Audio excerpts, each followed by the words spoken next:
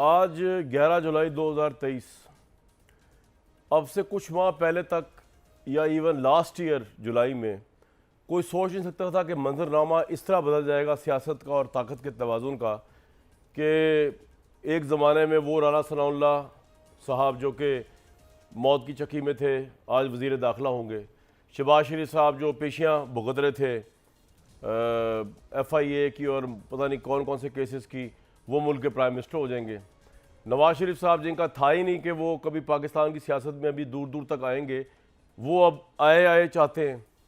और सबसे hot cake जो थे हर लिहाज से, यानी कि चेयरमैन तहरीक इंसाफ इमरान खान साहब, उनके मतलब कोई ये सोच नहीं सकता था कि वो अपीलें कर रहे हैं आवाम को अपनी, लेकिन कोई उनकी अपीलों के ऊपर आ नहीं रहा। मैं अभी एक सेमिनार में था तो वहाँ पर मोटिवेशनल स्पीच देनी थी, तो मैंने वहाँ पे बात का आगाज़ किया तो मेरे मुंह से ये निकल गया कि मैंने ये कहा कि कोई शख्स जो यहाँ बैठा है मुझ समेत या कोई मुझसे बड़ी सेलिब्रिटी भी हो, आप लोगों को मोटिवेट नहीं कर सकता। यंगस्टर्स बैठे हुए थे मेरे सामने, मोटिवेशन अपने अंदर से आती है। तो मैंने अजराए मेरे मुंह से निकल गया कि मोटिवेट तो इमरान खान भी नहीं कर सके, चेयरमैन तहरीक इंसाफ भी नहीं कर सके अपनी आवाम को।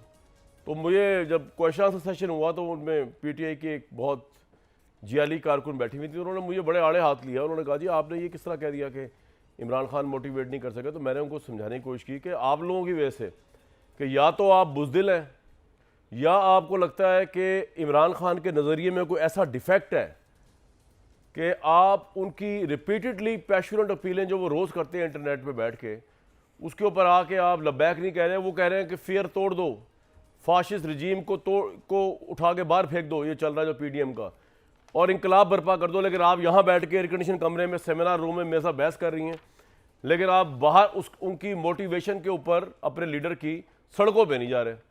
तो कहने का मतलब है मंजरनामा चेंज हो गया। आज PDM की हुकूमत को 15 माह मुकम्मल हो गए, बेतहाशा केसेस में उनको रिलीफ मिल गया।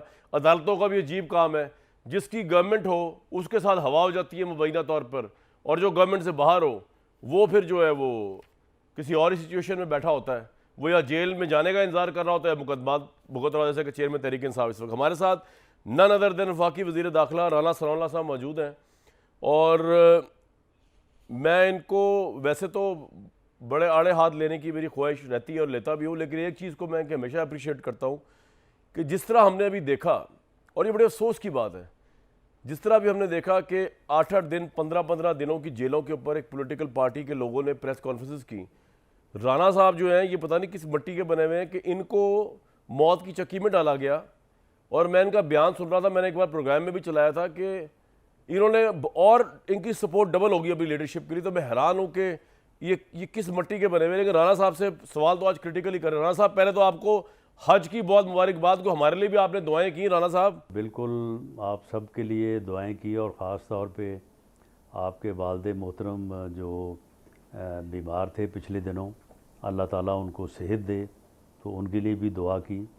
और पाकिस्तान के लिए भी दुआ की कि अल्लाह ताला जो है वो हमें मुश्किल हालात से जो है वो निकाले और बेहतर मंजिल की तरफ लेके जाए। बहुत बहुत शुक्रिया राना साहब। राना साहब ये बताएं कि ये इस वक्त सारा कुछ अब लोगों को नज़र आ रहा है आपके हाथ में है, इस्टेब्लिशमेंट आपके साथ है, आपके ख़िलाफ़ नहीं है, और आपके जो सबसे बड़े हरीफ हैं तहरीक इंसाफ के चेयरमैन, वो बेसिकली दीवार से लगे हुए हैं।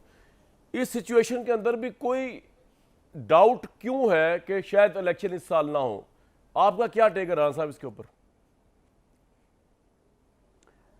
देखें, इसमें ये है कि खा वो इस्टेब्लिशमेंट हो, खा इमरान खान की तरह किसी ने अपना फसाड कायम किया हुआ हो, खा वो किसी दहशतगर्द तंजीम की तरह कुछ लोगों को उन्होंने अपने लिए मरने मारने पे आमादा किया हुआ हो, ये लोग वक्ती तौर पे एक महदूद दायरे में बहुत कुछ कर सकते हैं, लेकिन सब कुछ नहीं कर सकते। सब कुछ करना जो है वो किसी के भी इख्तियार में नहीं है, और अगर सब कुछ कोई कर सकता है तो वो या तो अल्लाह ताला की ज़ात है, या फिर उसके बाद खल्क़े खुदा है, जिसे हम अपने अल्फाज में जो है वो अवाम कहते हैं। तो मामला ये है कि अवाम की मेजॉरिटी की अक्सरियत की ये राय है कि आइन के ऊपर अमल होना चाहिए, क्योंकि वही एक बुनियाद है इस मुल्क को इकट्ठा रखने की। और आवाम की ये ख्वाहिश है कि आइन के मुताबिक असम्बलियाँ अपनी मुद्दत पूरी करें। जो 2 असम्बलियों के इलेक्शन पहले और बाकी के बाद करवाने वाली बात थी, उस पर लोग डिवाइड थे, लेकिन इसके ऊपर एक अमूमी राय है कि वक्त के ऊपर हुकूमत जो है वो डिज़ोल्व हो, असम्बलियाँ जो है वो अपनी मुद्दत पूरी करें, और उसके बाद जो भी 90 डेज़ है या 60 डेज़ है, विदिन 90 डेज़ है, तो उसमें जो है वो इलेक्शन राणा होना साहब, ये चाहिए और इबाहम आवाम आपकी को हुकूमत की तरफ से आ रहा है। अपना ख्वाजा आसिफ मैंडेट जो कहते है हैं जी वो देने नवंबर का में उनको इख्तियार सर्दी होना होती चाहिए। है, तो इलेक्शन के लिए मौजूद डेट है, तो वो प्लानिंग ये हो रही है कि शायद असेंबली जो है उसको 13 अगस्त से 2-3 दिन पहले, 1 हफ्ता पहले तोड़ दिया जाए, ताकि 90 दिन बाद इलेक्शन हो। तो अब तो सवाल मेरा ये था आपसे कि अब तो आपके जो वाहिद सियासी नहीं, हरीफ है ऐसा वो नहीं है। दीवार से लगे हुए। अब तो आपको प्रॉब्लम क्या है? अब इलेक्शन करवा लेंगे, अभी भी कोई प्रॉब्लम है? नहीं, देखें, ऐसा नहीं है 90 दिन बाद इलेक्शन नहीं होने, ना 60 दिन बाद होने, विदिन 90 दिन होने हैं। जी जी। इसलिए इलेक्शन कमीशन जो है, इलेक्शन कमीशन जिस दिन हुकूमत असम्बली डिज़ोल्व होती है और केयर टेकर सेटअप आता है, अगर वो उसी दिन शेड्यूल दे दे तो शेड्यूल तो वही 54 डे का होगा ना, 54 दिन का ही होगा।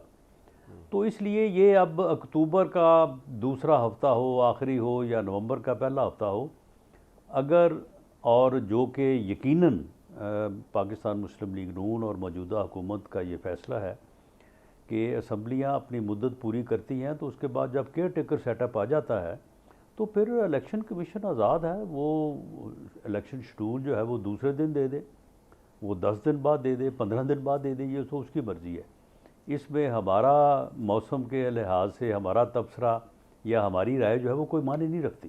राणा साहब, ये अब तो मियाँ नवाज शरीफ साहब दुबई आ गए, ये बिल्कुल 1.5-2 घंटे की मुसाफत है पाकिस्तान से बाय एयर। अब तो अल्हम्दुलिल्लाह उनकी सेहत भी ठीक लग रही है, तो अब ये रीज़न तो नहीं है कि वो सेहत की वजह से नहीं आ पा रहे। अब तो कोई पॉलिटिकल रीज़न है, लेकिन लोग हैरान है कि वो क्यों नहीं आ रहे, क्योंकि वो दुबई तक आ गए, उन्होंने सारे मुज़ाकरात किए, बड़ी अच्छी बात है, पॉलिटिकल पार्टी के लीडर है, तो पाकिस्तान क्यों नहीं आ रहे, नंबर 1। दूसरा ये कि उनकी अब तो गवर्नमेंट उनकी है इस वक्त, अब इस्टेब्लिशमेंट जो है उनके खिलाफ नहीं है, बल्कि फेवरेबल सिचुएशन में है इस वक्त मियां नवाज शरीफ साहब। किस चीज़ का अब उनको मजीद इंतजार है जो उनको पाकिस्तान वापस लाएगी राणा साहब? उन्हें इस चीज़ का इंतज़ार है कि इलेक्शन के नुक्ता नज़र से जब वो वापस तशरीफ़ लाएंगे तो एक तो लीगल प्रोसेस भी होगा जो कि 2 से 3 हफ्तों का हो सकता है। अच्छा, उसे किस तरह से हमने हैंडल करना है, उसमें प्री रेस्ट बेल में जाना है, उसमें प्रोटेक्टिव बेल में जाना है, या ख़ुद को आके अदालत के सामने सरेंडर करना है, ये दोनों तीनों चीज़ें जो हैं इनके ऊपर भी एक